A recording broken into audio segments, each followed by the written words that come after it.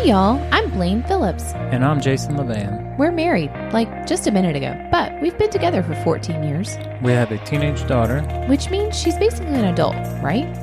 We're also growing a business on the side together. Wow, that's a lot. Yeah, that's a lot. Through all of that, we've learned how to improve so many aspects of our lives and show up in an amazing way. So we decided to host a podcast to share our journey with you.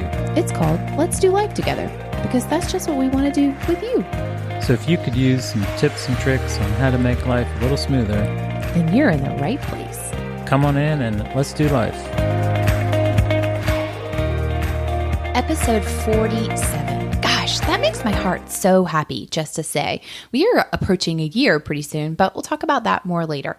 I want to start this podcast by saying I think it's important that you know that every week we show up here to just share life with you. That's why it's called Let's Do Life Together. We're sharing what's happening in real time in our life and lessons that we're learning and ways that we're improving that we hope that will help you too. So that's what today and every episode really is all about. But this one's going to be more of a story. Lessons from the trail. Can you say that? I don't know. But the title is Settle Into Your Pace, which is exactly what we're doing. Right. So it's mostly a story, but like I said, I think there's always some kind of lesson, some kind of takeaway. Not so much the here's some tips and tricks episode, but life lessons. Yeah, I mean, those are my favorite when we're just here sharing in real time what's going on. So we've talked about my history with running a little bit, but I'll catch you up if you haven't heard it. I was not a runner. It just was not ever something that I enjoyed doing. Although I can't really say I enjoy doing it now per se, but I would definitely talk about how I was not a runner. I couldn't run. The only way I was running is if someone was going to chase me. Like running was just not my game. It hurt. Things weren't right, yada, yada. Well, I've done a lot of work. I've been to trainings. I've worked on correcting my stride, stretching it out, getting rid of those pains. And just, it's a slow process to speed up and to like it a little more. And I think that's, if we're being honest, that's probably why I don't enjoy it, because it's something that I don't feel very good at. I don't feel very strong at. And I am smart enough in my mind to know that, which is why I don't quit. Because if I quit, I would just be quitting because it got hard. And it is hard. It's hard out there, but I do it. And next point I'll make is we've talked about our community at the gym, right? We talked about how we wanted to start doing these races, and we went out and just found a place where we could train, and we found a whole community of people. And I love it. I love the environment there, the energy. We've made some really great friends that it's such a cool thing to connect with people that are like-minded and doing the same kinds of things that you're doing in this season of life. It's really powerful. And so I love those people. I don't love running, but I love those people. And it's like anything, if it hurts and it's uncomfortable and you're bad at it and you feel miserable, you're not going to want to keep doing that. So it is something you have to work at, but you have to pace yourself and, modify when you need to. And I'm getting there. Like I said, it hurts less. I've learned a lot. I am getting faster. It's slow. It's a process, but I'm progressing, and that's all that matters. So let me set this scene for you. There's this trail in our city, now super close to where we live. It's called the Nolan Trail.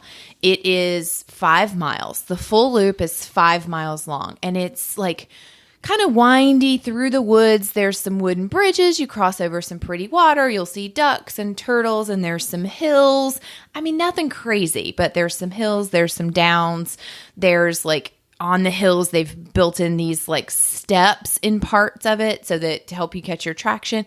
I'd say, none of it's a very small portion of it is paved. There's some wooden bridges, and that's about it. And at one tiny little section, you have to run over the road where it's paved. But for the most part, it's dirt. It's a dirt trail.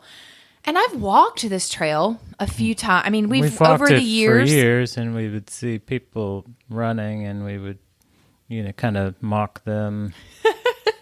There must be bears chasing them, things like that. We would never be these people who were running this 5-mile trail. Yeah, no way. I mean, we've taken the kids out there. To be honest, we rarely walked the whole trail. Like we would walk a portion of it, like a mile, half a mile, and turn back. We would take the kids out there to one of the bridges and feed the turtles, and that was fun. But like actually just going out there and walking the 5 miles even was not something we did regularly. So you can bet that we did. I mean, not to them, but behind their backs, I guess, which is worse. But I'm being honest here. We would mock these people running.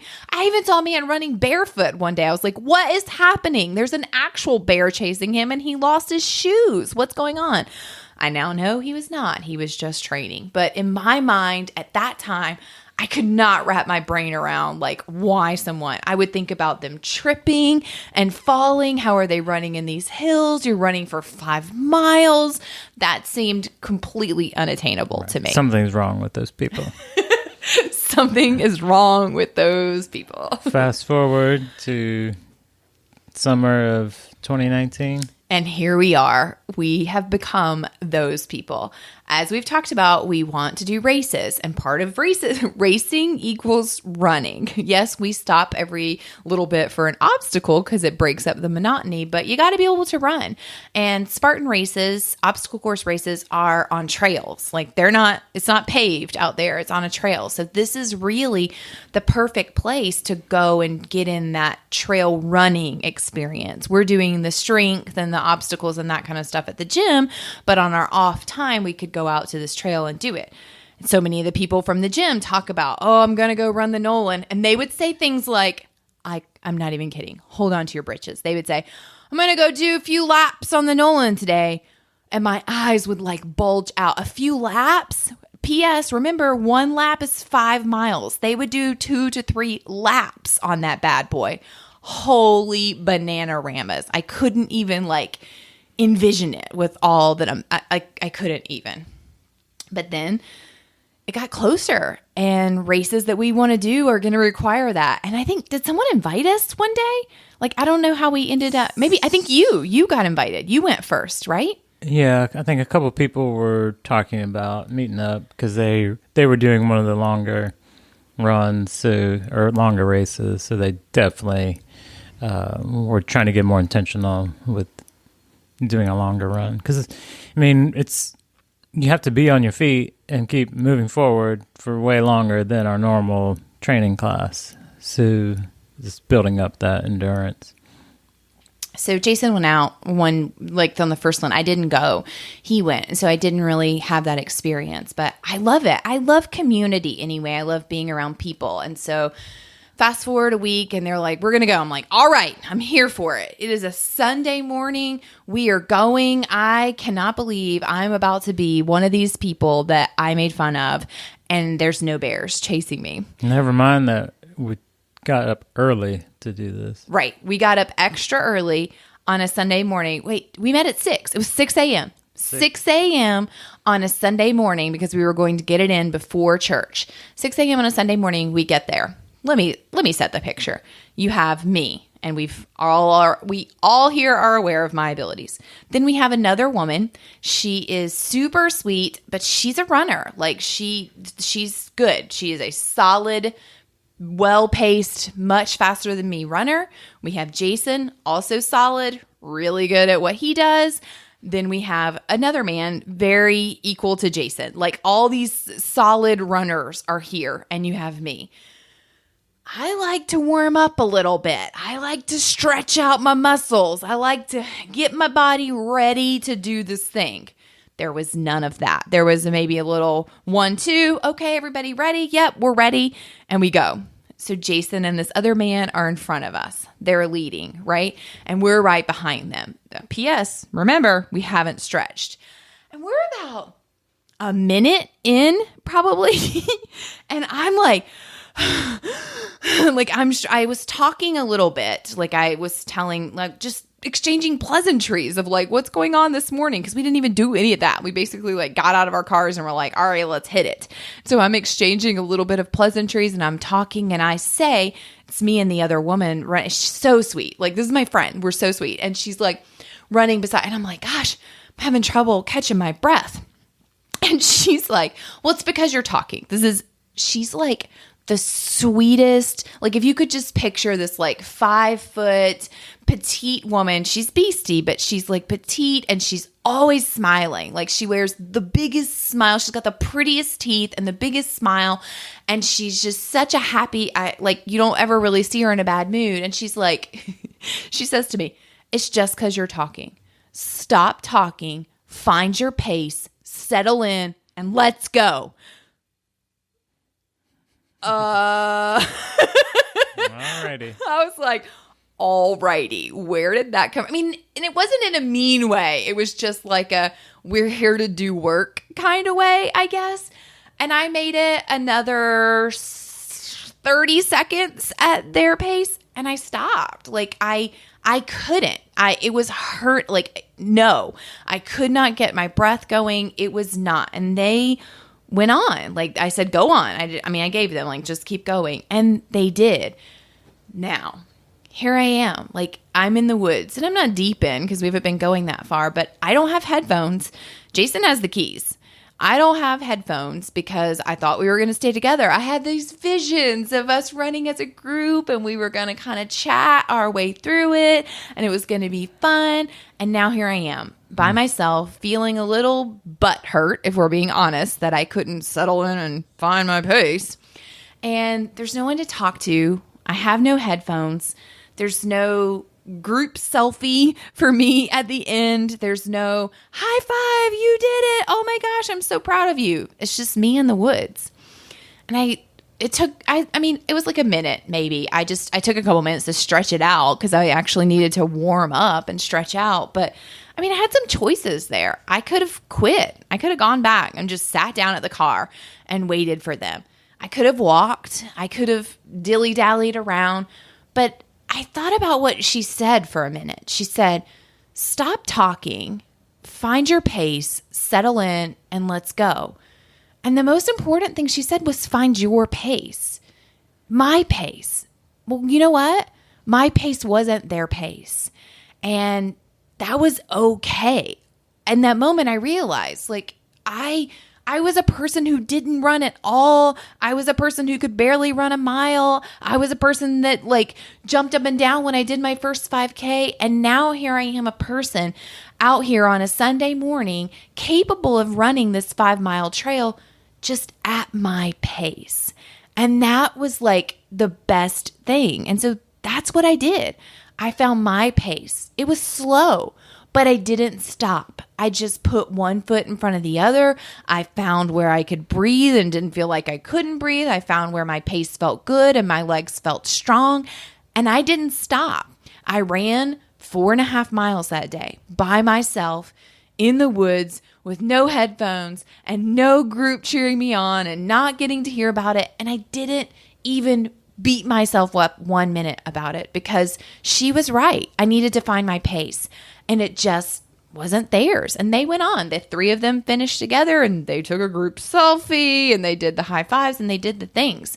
And no one was waiting for me at the end of the trail. Well, they were chilling at the car by then, but like there was no high five. Like, you know how the little kids in soccer and they go under the tunnel, like with the parents have the hands over and they make the tunnel. That's what I wanted. So I was hoping they were, I knew this wasn't really happening, but in my brain, they were going to be standing at the end of the trail with their hands making the soccer parent tunnel for me and I was going to run through because this was like the major accomplishment of my life in this moment. They weren't, but I did it. I just did it at my pace. What were you thinking? Like when I stopped, what was happening for you? Well, I think we were also going at our own pace, and it is different because our running is at a similar pace. The 3 of them. Right. Let's point that out. The 3 of them. Although at the time it was a little outside of my pace, or I felt like we were going a little fast. But what, kind of what you said is true. It just, for me, I settle in and do it. And it was still, something that I haven't done that often. So same kind of accomplishment. So it's, we were going faster, but for me it's still, all right, I'm just keep moving the whole time and complete, the one loop. And that's where Jason differs from me. Like they were pushing him that day too, but not nearly as far out of his comfort zone as it was for me. Their pace wasn't that. The gap between you and them and you and me is very different. Would you agree? Yeah. But Jason is he will just push. I want to be uncomfortable, but not like miserable. Like that's not fun for me. And I'll never want to go back and do it if I just like feel like I can't breathe at all. It's hurting. It's uncomfortable. And I'm not saying that's where he was, but that's where I would have been had I tried to keep their pace. I would not have been able to breathe in any comfortable way. It would have hurt my body. Like that wouldn't have been good. And I'm not going to push myself there because why? Why would you do that? And it was a lot less of a mental challenge because we were there and we were just talking and distracted and just kept going. I've never run it by myself, like without somebody there. So that would be a different challenge, I think. Why, yes, it is. It is a different challenge. Hence the reason I was looking for the soccer tunnel at the end. I did it, and that is powerful. But I think it's so, like, this is the lesson I learned is that we are all at different paces, whether you're running or you're going for that promotion or you're working on your marriage. Like, it doesn't matter. Whatever it is, people are going to get there at different intervals. They are going to reach the finish line, or I don't know that we ever reach the finish line, but they're going to reach that level that they're working towards. They're going to hit that mark before you. Or some people, look behind you because there's people behind you too. We're just going at our pace, but you have to find your pace. Don't compare yourself to other people because they got there faster or because they got there slower. Don't be a jerk face and be like, well, why didn't you get there sooner? Like if Jason would have been waiting for me at the car and been like, well, you should have kept up with us, I would have kicked him in his shin. Like, are you kidding me? I was so proud of him, but I was equally as proud of me because we both got to the destination in our own time. Right. It's the same 5 miles, no matter how fast or slow you go. But I think it's just owning that, having the awareness and then owning that this is my pace. This is where I'm at right now, and that's okay. And I did. I was really proud of myself for that because let me tell you, I don't know that the me of a few years ago would have. I probably just would have walked. I don't think I would have gone back inside of the car because that would have been super boring, but I would have just walked and probably cried. I probably would have cried. I probably would have been upset. I didn't cry. I didn't anything. I just took a few minutes. I stretched my muscles. I listened to my body. I did what it needed me to do. And then I found my pace and I settled in and I just went just in a different way than her. So I don't know. I felt like I could walk on the moon since then. And we've ran that trail a couple times since then. Like it's a thing that we're doing now. We're going to go do it again this weekend with them. There's a whole group and I still can't keep up with them, but I'm just going to keep going. And I challenge my own self with my own pace a little bit more each time. And that's what it's all about. Just keep moving forward. Someone is going to get there before you, and heads up, someone's going to get there after you. So you can be the girl that puts up the soccer parent run through and congratulate them along the way. So take a moment, think about the path you're on right now and recognize the pace that you're setting for yourself and acknowledge that and own it and enjoy it. So from our sweet friend Christy, we say, stop talking, settle in, find your pace, and let's go.